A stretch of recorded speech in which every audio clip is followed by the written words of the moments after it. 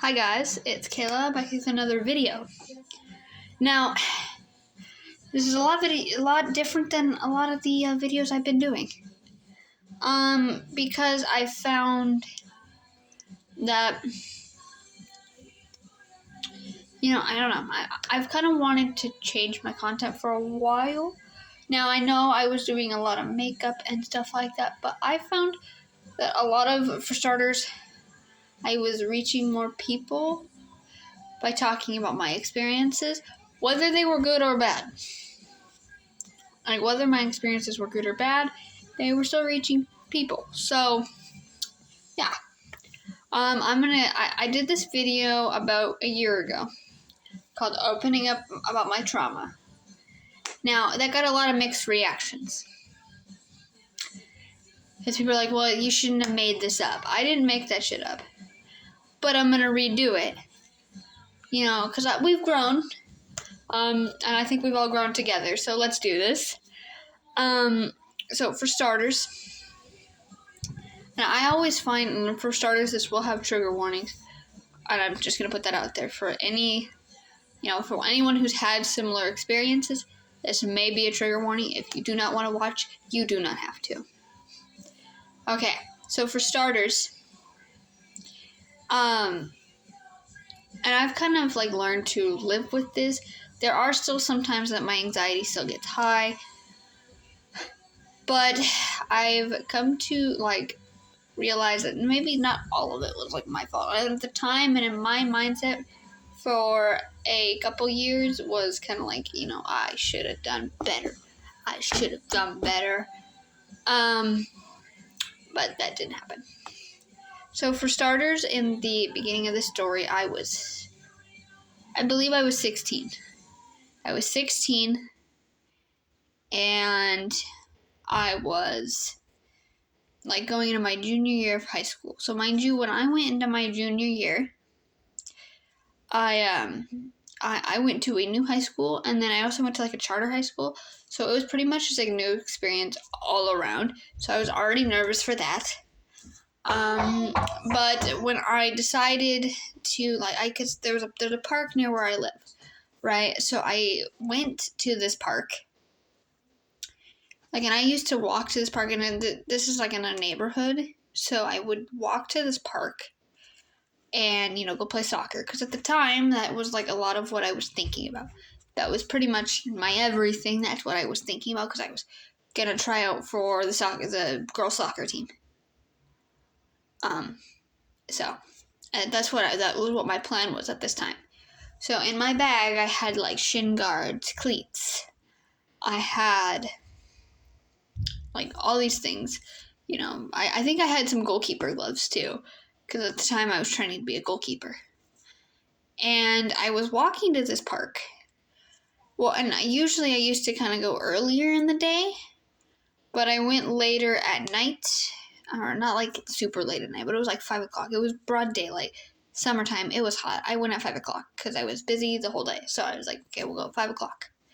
Then I decided, so I was walking, and I guess maybe my first instinct, it did feel a bit weird. And I've come to realize that I will feel a bit weird until I figure out why. But I didn't really think anything of it. And now, kind of looking back, I guess I can kind of tell when it's less anxiety and it's more of just a weird feeling. But anyway, it was a weird feeling in a sense, and I was walking and I couldn't shake that feeling. As I'm turning down the road that's right near the park. As I'm turning down there, walking down there, I see a car at the end. And I know this sounds weird to some people, but my vision literally went from me looking straight to me being somehow on the other side of the car, looking at this guy inside this car.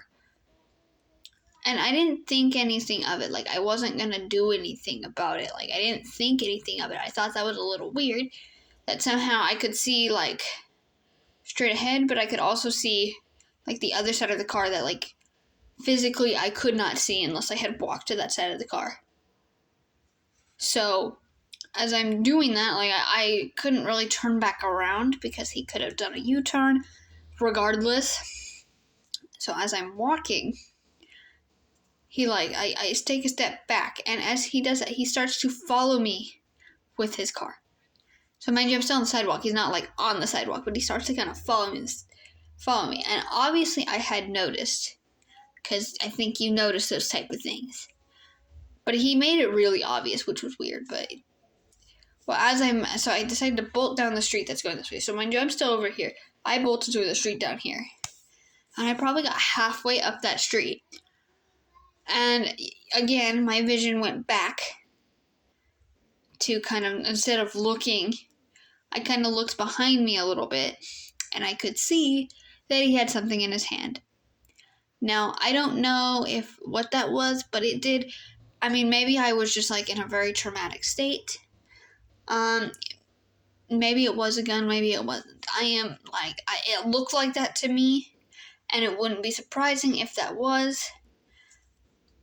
But what was really weird about that experience, and what I was really like thinking about, was, for starters, like, all I could think was, someone help me. Someone help me. And I couldn't get out of that mindset of like, I'm like, I don't know, it was like I was traumatized, like I was like shaking, like as I'm trying to run from this car that's chasing me down a road. But something like brought me back to reality, like, you're fine. And as soon as that happened, that car sped off. Now, I don't know if he saw something, if someone was walking by, if he saw something, I don't know. I didn't personally see anything except for him speed off. And the next thing I did was I dropped my backpack, took my phone out of there, because in my head I'm thinking he's going to turn back around. Because I knew if like I was doing like my calculations, and I knew that there's a road where he could have turned around. So I was like, okay. So I grabbed my phone. I left my backpack there. I don't know like why I left my backpack there, but I just did. Because it was kind of instant, because I had to go run some more. I called my mom and I told her what happened. And I never actually called the cops on this experience, because I didn't have any real visual proof of what had happened. Like, I didn't record anything. I didn't have any proof except for my own statement. And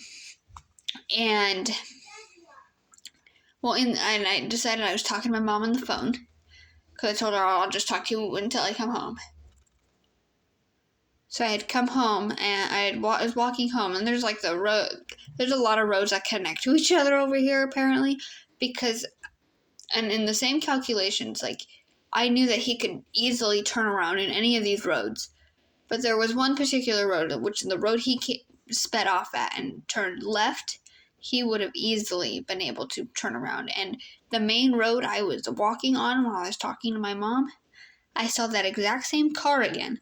And I heard the guy say, she ran off, but she left her backpack. So I'm guessing the guy turned back around at some point. And within the 2 minutes I had sped off to the park, to cut through the park, and while I was talking to my mom. So, I mean, he may have not, but someone had seen my backpack. So I called my dad and I was like, hey, when you get off work, can we go check if my backpack's still there? It was obviously not there. Now, I don't know, I theorized that the guy took it. He went back and took it. Which, I mean, it's a good thing I dropped the backpack. I didn't leave, like, my wallet in there. I took all the important stuff in there, so they had no way of knowing my address, anything like that. But he, like, I feel like he really came back. Which I think is the instinctive reason why I left my backpack. That I didn't want to carry it, that I was, like, shaking up. Like, because I think, and deep down, I knew he was going to turn around. But, yeah. I would always say be careful whenever you're out there. And do not let people tell you that your story does not matter. Because when I first talked about this story on my YouTube, people were telling me, but you weren't kidnapped, you weren't raped. You know, but that's not okay to tell people, oh, well, this is worse. This is worse. than yours. Like, you shouldn't be saying, oh, well, my problems are worse than yours. I mean, I'm sorry, but everyone has problems. Everyone has these things. But it is not okay to be like, well, get over it. Like, I have a friend who had this happen. I'm sorry. But, like, if you're going to be someone like that, you can stay off my pages, any of my content. Because I do not want you here.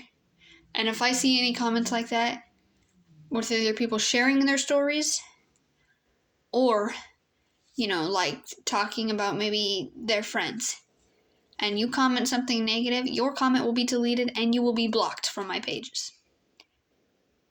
So, anyway, guys, I hope